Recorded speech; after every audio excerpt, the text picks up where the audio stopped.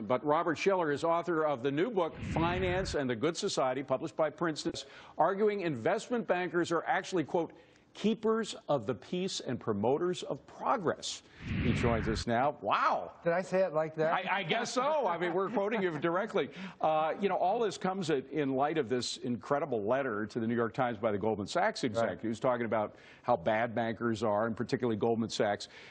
You know, obviously there's a lot of hyperbole there, and he's taken some heat for that. But there is one section where he says that they persuaded clients to invest in stocks or other products that they're trying to get rid of because they are not seen as having a lot of potential profit. Now, that's a serious charge. If they're selling junk to their clients, that's a bad thing, right? Well, we have a term, it goes back to ancient Rome, bona fides, good faith. And good faith means I don't try to sell something to you that I know hurts you. And it has to be some sense of common good. And I think that Goldman in the past was a good faith. Maybe it still is. I'm not there now. But I think that that's what great businesses are built on. And a bad reputation catches up with you. It does catch up with you. Okay, let's first explain to our viewers, if they're not familiar with the fact that you have made some incredible calls during your entire career, the dot-com implosion, all kinds of bubbles that you called, including the housing bubble.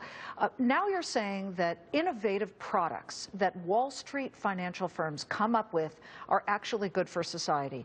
Here's where some people might disagree. I know. It's fine to come up with innovative products like collateralized debt obligations, which blew up in everybody's faces. What's not fine is when the exposure reaches out to substitute teachers, welders, people who never participated in those financial instruments, and they, the taxpayer, have to bail out those guys. That's where the distaste You're putting it comes from. really starkly.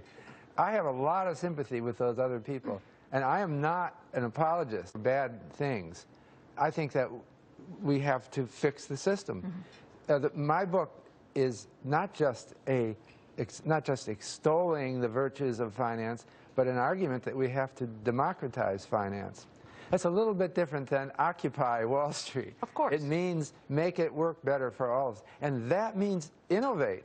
And it's part of a historical process. Our finance is much more democratic than it was 100 years ago or 200 years ago. You know, 200 years ago, you couldn't even form a corporation without a special dispensation. Everything was wrong, right? But there were beginnings that led to a fine system that we have now, and it still has problems. We're going to continue on this trajectory. I tell my students that finance will look. This book, by the way, was written sort of for my students originally. I teach finance. The idea is that finance is going to look a lot different in 30 years, and it's going to be better. I'm optimistic about that. Now, some people are worried because you praise financial instruments as a great source of capital for new startups. There are all kinds of new ways you can imagine using the internet in order to finance new companies and stuff. But Congress already is getting in on the game, trying to regulate that and many other things. Of course, you have Dodd-Frank. You have this new commission that's supposed to regulate all financial instruments. Is there a danger that we are cracking down so hard with all these new regulations that there may not be the freedom to create new financial instruments? I thought you were about to refer to the Jobs Act, which was just passed by both houses of Congress, and which loosens regulations that inhibit something called crowdfunding, which is starting to develop, and it's on the internet. So I think that this country is not lost. We had bipartisan action on something that is a bit of an experiment, and I don't know that it will work, but it looks to me like an exciting move forward. I think this country will do all right, and we will have a better developed financial capitalism.